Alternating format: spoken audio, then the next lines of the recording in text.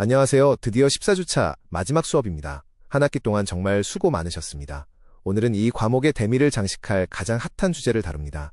바로 트랜스포머와 대규모 언어 모델 LLM입니다.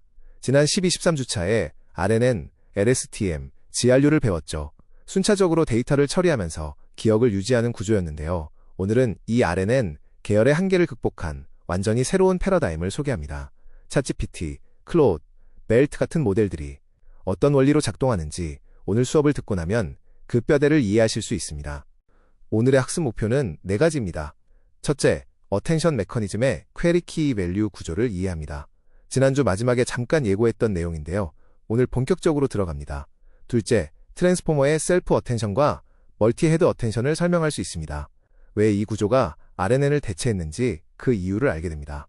셋째, BERT, GPT 등 LLM의 발전사와 원리를 이해합니다. 챗GPT가 그냥 갑자기 나온 게 아니라 어떤 연구의 흐름 속에서 탄생했는지를 봅니다. 넷째, 허깅페이스를 활용한 NLP 파이프라인을 사용할 수 있습니다. 실습에서는 단 2줄의 코드로 감성 분석, 텍스트 생성 같은 AI 기능을 직접 써봅니다. 첫 번째 파트에서는 RNN의 한계를 정리하고 그 한계를 극복하기 위해 등장한 어텐션 메커니즘을 배우겠습니다. 지난주 마지막에 RNN의 한계를 얘기했는데 오늘 다시 한번 정리하고 넘어갑시다. 이 한계를 이해해야 트랜스포머가 왜 나왔는지 와닿거든요. 첫 번째 한계는 순차 처리입니다. RNN은 시점 t를 계산하려면 반드시 t1이 끝나야 합니다. 이게 무슨 문제냐면 GPU 병렬 처리가 안 됩니다. GPU는 수천 개의 코어로 동시에 계산할 수 있는 장치인데 RNN은 한 단어씩 순서대로 처리해야 하니까 GPU의 장점을 전혀 활용 못합니다. 긴 문서 하나 처리하는데 수시간, 수일이 걸릴 수 있어요. 두 번째는 장기 의존성 한계입니다. LSTM, GRU로 많이 계산했지만 1000개 이상의 토큰이 되면 여전히 먼 과거 정보가 희미해집니다. 책 한 권 분량의 텍스트에서 첫 페이지 내용을 마지막 페이지에서 기억하기가 어렵다는 거죠. 세 번째는 정보 병목입니다. 13주차에 배운 SEQ, ESEQ 구조를 떠올려보세요. 인코더가 전체 입력을 하나의 고정 크기 벡터로 압축했죠. 100단어든 1000단어든 같은 크기의 벡터로 압축하니 필연적으로 정보가 손실됩니다. 1리터짜리 물병에 10리터의 물을 담으려는 것과 같아요. 이 세 가지 문제를 한 번에 해결한 것이 바로 어텐션 메커니즘이고 이 어텐션만으로 모델을 만든 것이 2017년에 등장한 트랜스포머입니다. 논문 제목이 Attention is all you need. 어텐션이면 충분하다는 뜻이에요. 상당히 대담한 제목이죠. 어텐션의 핵심 아이디어는 간단합니다. 입력의 어느 부분에 집중할지를 학습하는 메커니즘이에요. 비유를 하나 들어볼게요. 시험 공부할 때 교과서 전체를 통째로 외우나요? 아니죠. 중요한 부분에 형광펜을 치고 그 부분을 집중적으로 공부합니다. 그리고 질문이 바뀌면 집중하는 부분도 달라지죠. 어텐션이 바로 이겁니다. 출력을 생성할 때마다 입력에 어디에 집중할지를 동적으로 결정하는 거예요. 구체적인 번역 예시를 봅시다. I love machine learning. 지를 나는 기계학습을 사랑한다로 번역한다고 해봐요. 기계학습을 이라는 단어를 생성할 때 입력 단어별 어텐션 가중치를 보면 machine이 0.60, learning이 0.30으로 높습니다. 당연히 기계학습과 관련이 깊은 단어에 집중하는 거죠. 반면 사랑한다를 생성할 때는 love에 0.75로 집중합니다. 이게 왜 강력하냐면 SEQ, ESEQ의 정보 병목 문제가 해결됩니다. 전체 입력을 하나의 벡터로 압축할 필요 없이 출력 단어마다 필요한 입력 부분을 직접 참조하니까요. 1리터 물병에 10리터를 담을 필요 없이 필요할 때마다 수도꼭지를 틀어서 원하는 물을 받는 것과 같습니다. 어텐션을 수학적으로 표현하면 query, key, value 세 가지 요소로 구성됩니다. 줄여서 Q, K, V라고 합니다. 도서관 비유로 설명할게요. query는 찾고 싶은 것입니다. 여러분이 도서관에 가서 딥러닝 입문서를 찾는다고 해봐요. 이 키워드가 바로 query입니다. 현재 처리 중인 단어가 무엇을 알고 싶은가를 나타내는 거예요. 키는 라벨 또는 태그입니다. 도서관의 각 책에는 제목, 카테고리 같은 식별 정보가 있죠. 나는 이런 정보야 라고 말해주는 역할입니다. 각 입력 단어에 식별 정보를 나타냅니다. value는 실제 정보입니다. 키워드로 검색해서 관련도 높은 책을 찾았으면 그 책의 실제 내용을 읽잖아요. 각 입력 단어가 담고 있는 실제 정보가 value입니다. 동작 과정은 3단계입니다. 1단계, Q와 K의 유사도를 계산합니다. 내적으로요. score는 Q 곱하기 K의 전체 행렬. 키워드와 각 책 제목이 얼마나 비슷한지 점수를 매기는 거예요. 2단계, 이 유사도 점수를 확률로 변환합니다. 소프트맥스를 사용해서요. 전체 합이 1이 되도록 만들어서 가중치로 쓸 수 있게 합니다. 3단계, 이 가중치로 V를 가중합합니다. 관련도가 높은 책의 내용을 더 많이 참고하는 거예요. 정리하면 도서관에서 키워드 Q로 책 제목 K를 검색하고 관련도 스코어가 높은 책의 내용 V를 읽는 겁니다. 이게 어텐션의 전부입니다. 이제 수식으로 정확히 보겠습니다. 트랜스포머에서 사용하는 어텐션은 Scaled Product Attention이라고 합니다. 수식은 이렇습니다. Attention QKV는 소프트맥스 QK T 파이 제곱근 D 밑줄 K 곱하기 V 각 단계를 하나씩 뜯어봅시다. 첫째, QKT는 퀘리와 키의 내적입니다. 유사도를 계산하는 단계예요. 둘째, 제곱근 D 밑줄 K로 나누는 스케일링이 있습니다. 이걸 왜 하냐면 차원 D 밑줄 K가 클수록 내적값이 커지거든요. 내적값이 너무 크면 소프트맥스를 통과할 때 거의 0 아니면 1로 극단적으로 나뉩니다. 기울기가 거의 0이 되어서 학습이 안 돼요. 그래서 제곱근 D 밑줄 K로 나눠서 값을 적당한 범위로 맞춰줍니다. 셋째, 소프트맥스로 확률로 변환합니다. 0에서 1 사이 값으로 전체 합이 1이 되도록 만듭니다. 넷째, 이 확률을 가중치로 해서 V를 합산합니다. 숫자 예시로 봅시다. D 밑줄 K가 4이라고 하면요. Q가 1010이고 K 100이면 내적이 1, K가 0, 01이면 내적이 1, K가 1, 011이면 내적이 1, K가 1, 011이면 내적이 2입니다. 스케일링하면 제곱근 4A로 나누니까 0.5, 0.5, 1.0이 됩니다. 소프트맥스를 거치면 0.21, 0.21, 0.58이 됩니다. K와 가장 관련이 높다는 뜻이에요. 58% 집중. 최종 출력은 0.21 곱하기 V 플러스 0.21 곱하기 V 플러스 0.58 곱하기 V입니다. V의 정보를 가장 많이 반영한 결과가 나오는 거죠. 이제 본격적으로 트랜스포머 구조에 들어갑니다. 어텐션이 어떻게 트랜스포머 안에서 동작하는지, RNN 없이 어떻게 시퀀스를 처리하는지 보겠습니다. 셀프 어텐션은 같은 시퀀스 내에서 모든 단어가 서로를 참조하는 구조입니다. 아까 번역 예시에서는 입력과 출력이 다른 시퀀스였는데 셀프 어텐션은 하나의 문장 안에서 단어들끼리 서로를 봅니다. 예를 들어 The cat sat on the mat 이라는 문장에서 cat이 query일 때 다른 단어들과의 관계를 보면 set의 0.40으로 가장 높은 가중치가 갑니다. 고양이의 행동이니까 의미적으로 가장 관련이 깊죠. mat에도 0.15로 꽤 높은데 고양이가 앉은 장소니까요. The now on 같은 기능어에는 낮은 가중치가 갑니다. 이게 왜 혁명적이냐면 바로 병렬 처리가 가능합니다. RNN은 단어 1을 처리하고 그 결과로 단어 1을 처리하고 이런 식으로 순차적으로 해야 했습니다. 100개 단어면 100번 순차적으로 계산해야 해요. 반면 셀프 어텐션은 모든 단어쌍의 관계를 동시에 계산합니다. 행렬 연산 한 번이면 끝이에요. GPU가 좋아하는 연산이죠. 그리고 정보 전달 경로도 획기적으로 짧아집니다. RNN에서 단어 1과 단어 100의 정보를 전달하려면 99번의 순차 전달을 거쳐야 합니다. 경로 길이가 5n이에요. 셀프 어텐션에서는요. 단어 1과 단어 100이 직접 연결됩니다. 경로 길이 5일. 아무리 먼 단어도 한 번에 직접 참조할 수 있어요. 장기 의존성 문제가 구조적으로 해결되는 겁니다. 다만 계산 복잡도는 5n 곱하기 d입니다. 모든 단어쌍을 계산하니까 n이 되는데 시퀀스가 길면 메모리와 계산량이 급증합니다. 이건 트레이드 오프예요. 하지만 GPU 병렬 처리가 가능하기 때문에 실제로는 RNN보다 훨씬 빠릅니다.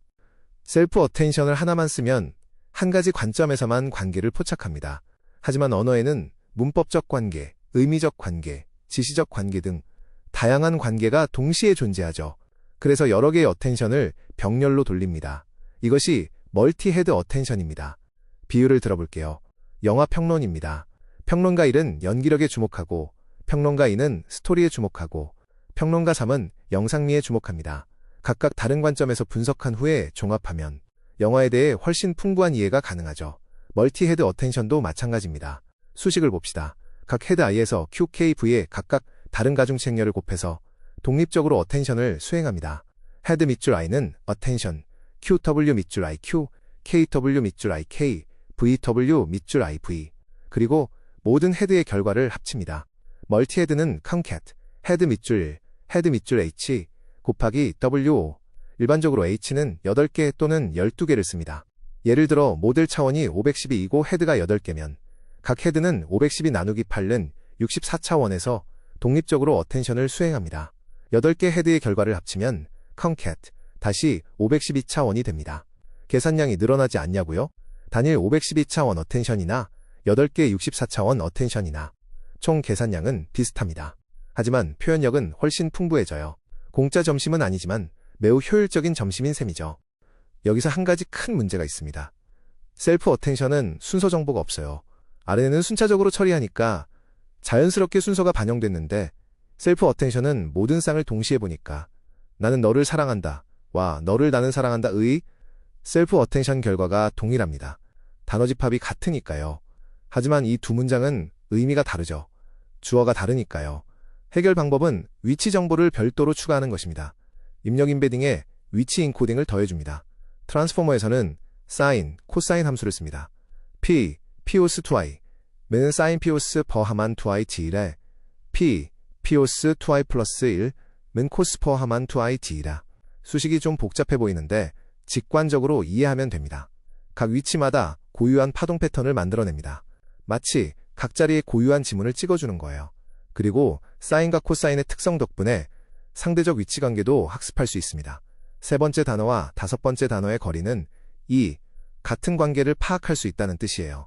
예시를 봅시다. 고양이라는 단어 임베딩이 0.2, 0.8, 마이너스 0.1이고 위치 1의 인코딩이 0.84, 0.54, 0.00이면 최종 입력은 이 둘을 더한 것입니다.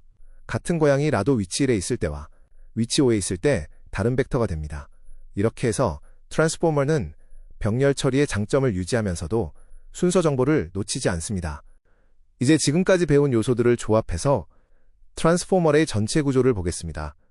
트랜스포머로 13주차에 배운 SEQ처럼 인코더, 디코더 구조를 가지고 있습니다.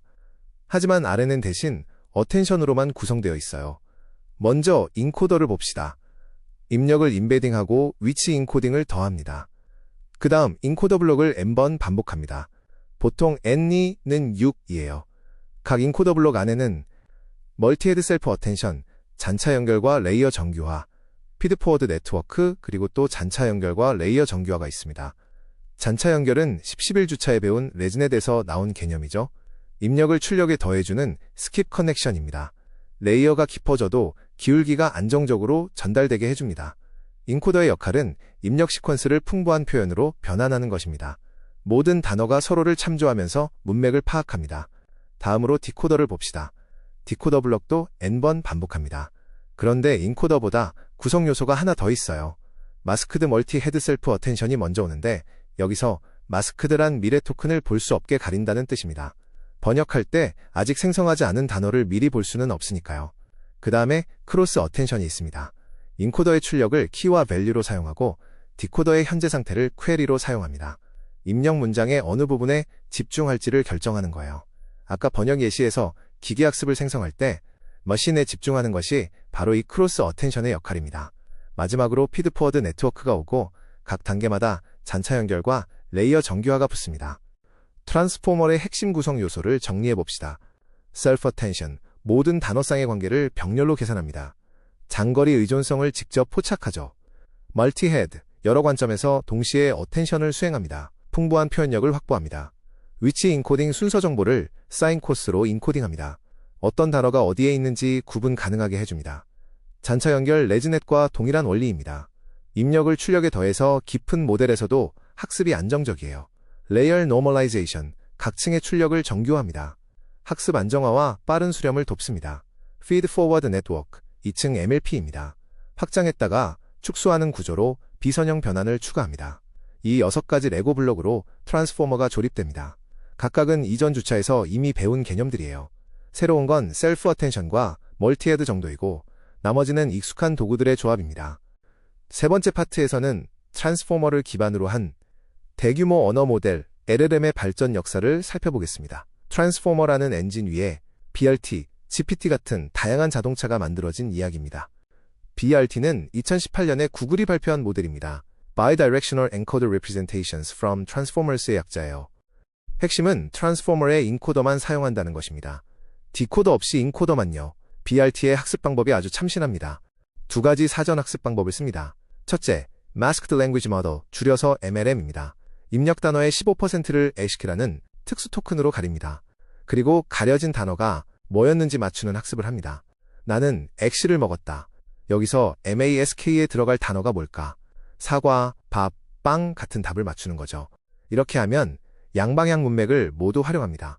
왼쪽에 나는, 오른쪽에 먹었다. 를 모두 보고 추론하니까요.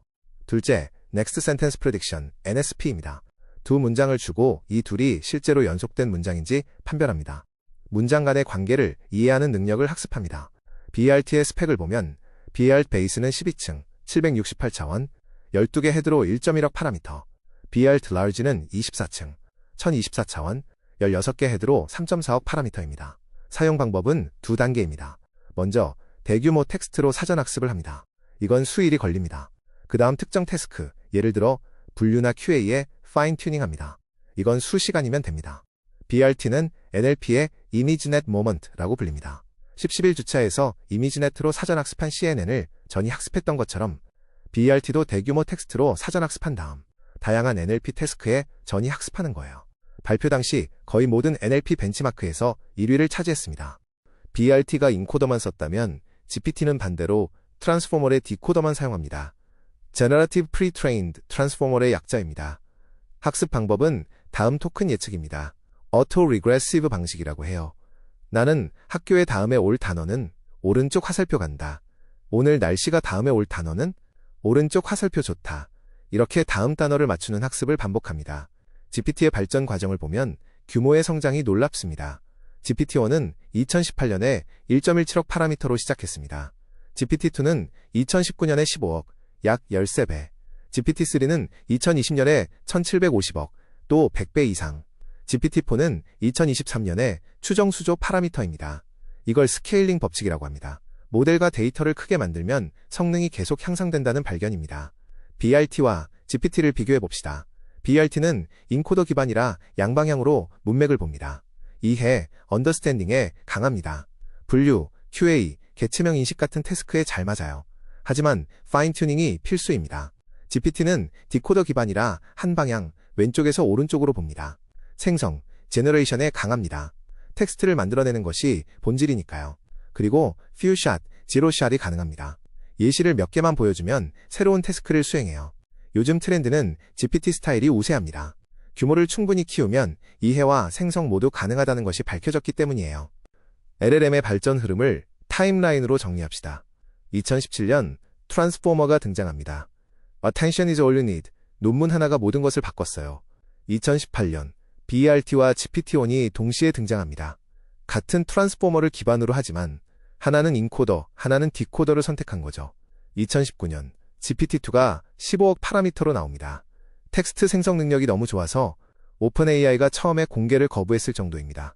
2020년 GPT-3가 1750억 파라미터로 나옵니다. 퓨샷, 학습이 가능해지면서 큰 화제가 됐어요. 2022년 챗GPT가 등장합니다. GPT-3.5에 RLHF를 적용한 것인데 이건 바로 다음 슬라이드에서 자세히 다루겠습니다. 인류 역사상 가장 빠르게 1억 사용자를 달성한 서비스입니다. 2023년 GPT-4와 클로드가 등장합니다. 멀티모달 능력과 추론 능력이 크게 향상됐어요. 2024년 이후로는 클로드 3.5, GPT-4.5 등 실시간 음성, 비전, 코딩까지 가능한 모델들이 나오고 있습니다.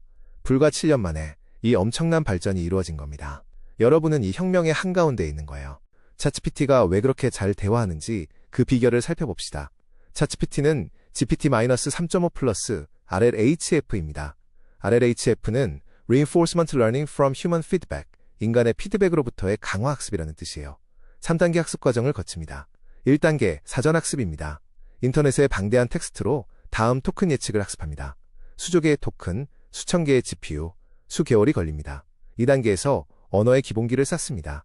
하지만 2단계만으로는 유용한 대화를 잘 못합니다. 그냥 인터넷 텍스트를 흉내낼 뿐이에요. 2단계 지도 미세 조정, SFT입니다. Supervised Fine Tuning이에요. 인간이 직접 작성한 고품질 대화 데이터로 학습합니다. 이런 질문에는 이렇게 답해야 한다는 시범을 보여주는 거죠. 2단계에서 대화의 형식을 배웁니다. 3단계 RLHF입니다. 인간 평가자가 모델의 여러 답변을 보고 순위를 매깁니다. 이 답변이 저 답변보다 낫다는 선호도 데이터를 수집하고 이걸로 보상 모델을 학습합니다. 그리고 PPO 알고리즘으로 모델을 최적화합니다. 결과적으로 안전하고 유용하고 정직한 응답을 생성하도록 학습됩니다. 1단계가 기초 체력 훈련이라면 2단계는 전문 코칭, 3단계는 실전 경기에서 심판과 관중의 피드백을 받아 개선하는 단계라고 볼 수 있어요. 네 번째 파트에서는 실습입니다. 지금까지 이론적으로 배운 트랜스포머와 LLM을 실제로 사용해 봅시다.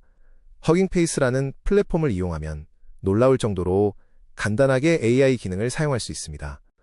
허깅페이스를 한마디로 설명하면 AI 모델의 GitHub입니다. GitHub이 코드를 공유하는 플랫폼이듯 허깅페이스는 AI 모델과 데이터셋을 공유하는 플랫폼입니다.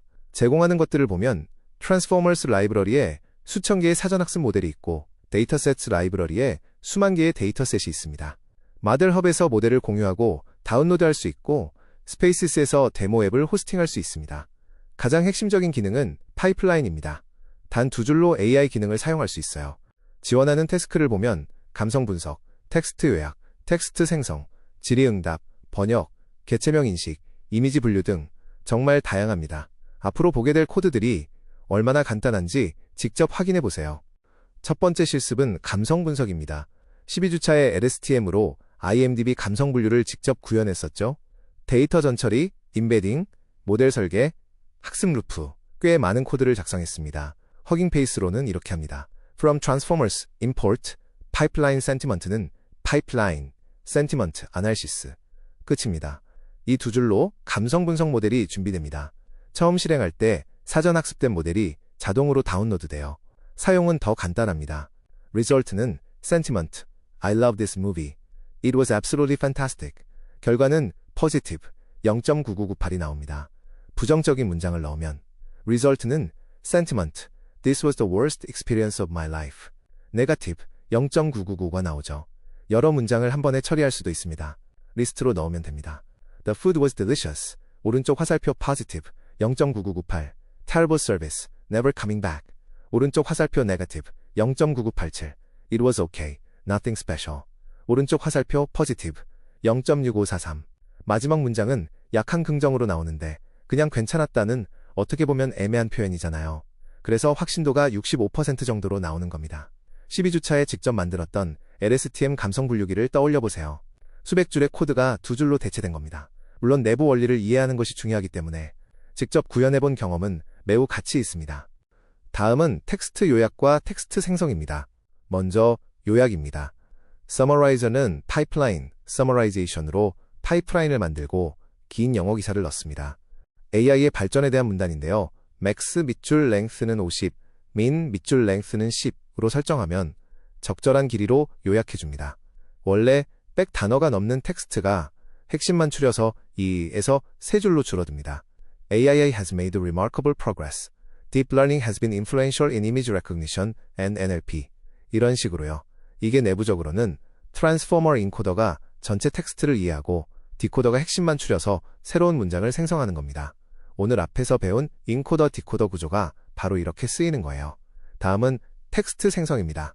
제너레이터는 파이프라인, 텍스트 제너레이션, 모델은 GPT-2로 GPT-2 모델을 불러옵니다. Artificial Intelligence will 이라는 시작 문장을 주면 GPT-2가 뒤를 이어서 작성합니다. 저는 밑줄 return, 밑줄 sequences 다른 새로 설정하면 두 가지 다른 버전의 텍스트를 생성해요.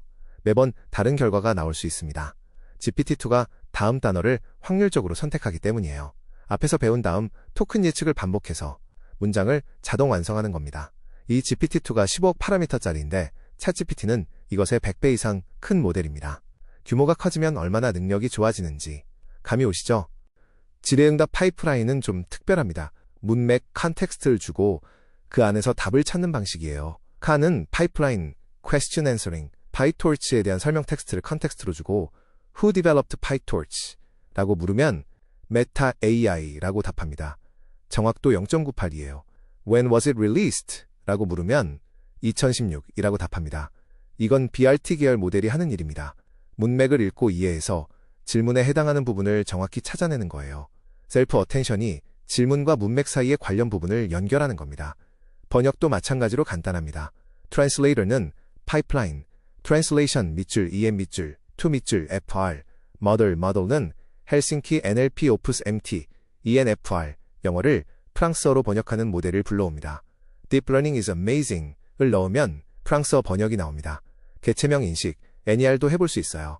일론 머스크 is the CEO of Tesla에서 일론 머스크를 사람 PER로 테슬라를 조직 ORG으로 자동 인식합니다.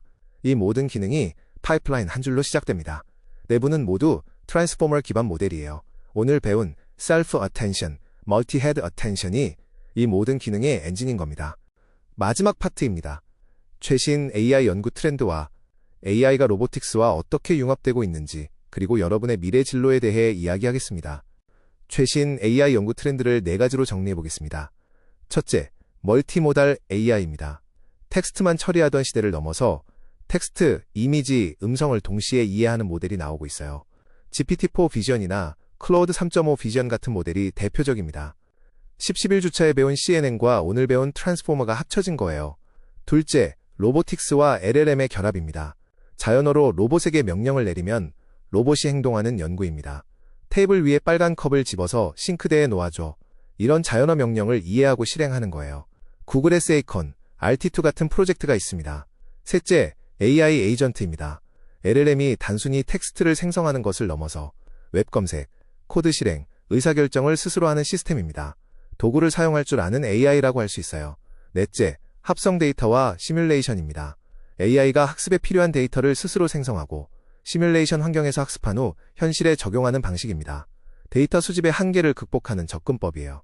이 4가지 트렌드에서 공통점이 보이나요? 모두 트랜스포머가 핵심 엔진입니다. 오늘 배운 내용이 이 모든 연구의 기초가 되는 겁니다. 구체적인 융합 사례를 살펴봅시다. 자율주행은 CNN과 트랜스포머가 결합된 대표적인 분야입니다. 카메라 영상은 CNN으로 처리하고 라이다R 센서 데이터와 함께 트랜스포머로 융합합니다. 10주차에 배운 합성곱이 여기서 쓰이는 거예요.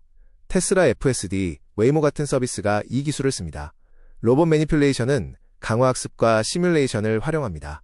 물건 잡기, 조립, 심지어 요리까지 로봇이 학습으로 익히는 연구가 진행 중이에요. 구글의 RT2, 피겨 같은 회사가 선두에 있습니다. 의료 AI는 우리 수업에서 배운 것들이 직접 적용됩니다. CNN으로 의료 영상을 분석하고 LLM으로 의료 기록을 해석합니다. 신약 개발, 진단 보조 같은 분야에서 활용되고 있어요. 창작 AI도 빠르게 발전하고 있습니다. 스테이블 디퓨전으로 이미지를 생성하고 수노 AI로 음악을 만들고 소라로 영상을 생성합니다. 이 모든 것의 핵심에 트랜스포머가 있어요. 한 학기를 되돌아보겠습니다. 우리가 어떤 여정을 거쳐왔는지 정리해봐요. 1에서 2주차에서 OT, 파이썬 기초, 데이터 처리를 했습니다. 기초 체력을 쌓은 거예요. 3에서 4주차에서 회귀를 배웠습니다. 선형 회귀, 다중 회귀, 로지스틱 회귀, 기계학습의 가장 기본적인 알고리즘이었죠. 5주차에서 분류를 배웠습니다. KNN, SVM, 의사결정나무, 데이터를 카테고리로 나누는 방법이었어요. 6주차에서 비지도 학습을 배웠습니다. K-means 군집화와 PCA 차원 축소, 레이블 없이 데이터의 패턴을 찾는 방법이었죠.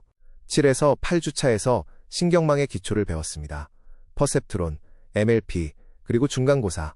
여기서부터 딥러닝 영역에 진입했어요. 9주차에서 심층신경망의 핵심인 역전파와 옵티마이저를 배웠습니다. 왜 딥러닝이 학습되는지 그 원리를 이해했죠. 11주차에서 CNN을 배웠습니다. 합성곱, 전이학습, 시각화, 이미지를 이해하는 신경망이었어요. 13주차에서 RNN, LSTM, GRU를 배웠습니다. 시퀀스 데이터, 시계열을 처리하는 신경망이었죠. 그리고 오늘 14주차에서 트랜스포머와 LLM을 배웠습니다. 처음에 Y는 WX 플러스 B라는 단순한 직선에서 시작해서 오늘 수천억 파라미터의 GPT까지 왔습니다. 그 사이의 모든 개념들이 연결되어 있어요. CNN의 합성곱, RNN의 순환구조, 어텐션 메커니즘. 이 모든 것이 쌓여서 오늘날의 AI를 만든 겁니다. AI ML 분야의 진로에 대해 간단히 소개하겠습니다. ML 엔지니어는 모델을 개발하고 실제 서비스에 배포하는 일을 합니다. MLPS라고도 하는데 모델을 운영 환경에서 관리하는 역할이에요. 데이터 사이언티스트는 데이터 분석과 모델링을 합니다. 비즈니스 문제를 데이터로 해결하는 직업이에요. AI 연구원은 새로운 알고리즘과 모델을 연구합니다. 대학원 진학을 하면 이 길을 걸을 수 있어요. AI 응용 개발자는 LLM API를 활용해서 서비스를 만듭니다. 오늘 배운 허깅페이스 같은 도구를 사용해서 실제 제품을 개발하는 역할입니다. 로보틱스 엔지니어는 AI와 로봇 제어를 결합합니다. 앞서 소개한 로보틱스 연구 분야와 직접 연관돼요. 추천 학습 경로를 말씀드리면 먼저 기초를 강화하세요. 선형대수, 확률 퍼 통계, 미적분이 중요합니다. 수학이 탄탄해야 논문을 읽고 이해할 수 있어요. 프레임워크를 심화하세요. 파이톨치나 텐서플로우로 프로젝트를 직접 해보세요. 논문 읽기를 시작하세요. ARXAI보와 Papers with Code에서 최신 논문을 확인할 수 있습니다. 프로젝트 경험을 쌓으세요. 카글 대회나 개인 프로젝트가 가장 좋은 포트폴리오입니다. 커뮤니티에 참여하세요. GitHub, 휴깅페이스, 학회 참가가 도움이 됩니다. 스탠포드의 CS231N, CNN과 CS224N, NLP 강의도 추천합니다. 무료로 온라인에서 들을 수 있어요. 오늘의 실습 안내입니다. 실습일은 휴깅페이스 파이프라인 체험입니다. 감성 분석, 텍스트 요약, 질의응답을 직접 실행해보세요. 다양한 입력으로 결과를 확인하고 분석하면 됩니다. 코드는 슬라이드에 있는 것을 그대로 실행하시면 돼요. 실습인은 텍스트 생성 실험입니다. GPT-2로 텍스트를 생성해보는데 temperature, 탑 밑줄 K, 탑 밑줄 P 파라미터를 바꿔가면서 실험해보세요. temperature가 높으면 더 창의적이지만 불안정한 텍스트가 나오고 낮으면 안전하지만 뻔한 텍스트가 나옵니다. 이 파라미터들이 생성 결과에 어떤 영향을 미치는지 직접 비교 분석해보세요. 실습 3은 도전 과제입니다. BERT 베이스로 IMDb 감성 분류를 파인튜닝 해보는 건데 12주차에 LSTM으로 했던 것과 성능을 비교해보세요. 트랜스포머 기반 모델이 얼마나 더 좋은 성능을 내는지 직접 확인할 수 있을 겁니다. 제출물은 파이프라인 실행 결과와 텍스트 생성 실험 보고서입니다. 한 학기 동안 정말 수고하셨습니다. 처음에 파이톤 기초부터 시작해서 오늘 트랜스포머, GPT, 챗GPT까지 정말 긴 여정을 함께 했습니다. 이 수업에서 배운 것들은 단순한 이론이 아닙니다. 지금 이 순간에도 전 세계에서 실제로 사용되고 있는 기술들이에요. 여러분이 배운 선형회귀의 Y는 WX 플러스 B는 신경망 하나의 뉴런이 하는 계산이고 CNN의 합성곱은 자율주행차가 도로를 인식하는 방법이고 RNN의 순환구조는 음성비서가 말을 이해하는 원리이고 오늘 배운 트랜스포머는 챗GPT의 심장입니다. AI의 미래를 여러분이 만들어갈 것입니다.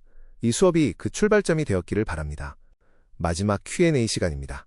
오늘 내용뿐만 아니라 한 학기 전체에 대해 궁금한 점 모두 질문해주세요. 예상되는 질문 몇 가지를 미리 답해드리겠습니다. Q. 트랜스포머의 계산 복잡도가 ON인데 긴 문서는 어떻게 처리하나요? A. 좋은 질문입니다. 실제로 이게 트랜스포머의 큰 한계예요. 그래서 sparse attention, linear attention 같은 ON에 가까운 효율적인 어텐션 방법들이 연구되고 있고 최근에는 100만 토큰 이상을 처리할 수 있는 모델도 나오고 있습니다. Q. BRT와 GPT 중 어떤 것을 공부해야 하나요?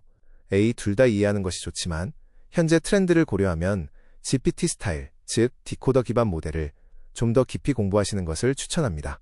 하지만 BRT의 양방향 이해 능력은 여전히 분류, 검색 등의 태스크에서 강력합니다. Q. 챗GPT 같은 모델을 개인이 학습시킬 수 있나요? A. 전체 모델을 처음부터 학습하는 것은 불가능합니다. GPU 수천 개, 수억 원의 비용이 들거든요. 하지만 파인 튜닝은 가능합니다. 그리고 허깅페이스 같은 도구를 활용하면 사전 학습된 모델을 자신의 데이터에 맞게 조정할 수 있어요. Q. 기말고사에 트랜스포머 수식이 나오나요? A. Scaled Product Attention 수식은 알아두세요. Attention Q, KV는 Softmax Q, KT파이 제곱근 D 밑줄 K 곱하기 V. 각 단계가 무엇을 의미하는지, 왜 제곱근 D 밑줄 K로 나누는지 설명할 수 있으면 됩니다. BERT와 GPT의 차이, LLM 발전 흐름 같은 개념적 이해가 중요합니다. 끝까지 열정적으로 참여해주셔서 감사합니다. 기말고사 준비 잘하시고 궁금한 점은 언제든 이메일이나 오피스아워를 통해 질문해주세요. 한 학기 동안 함께해서 즐거웠습니다. 여러분 모두의 앞날을 응원합니다. 감사합니다.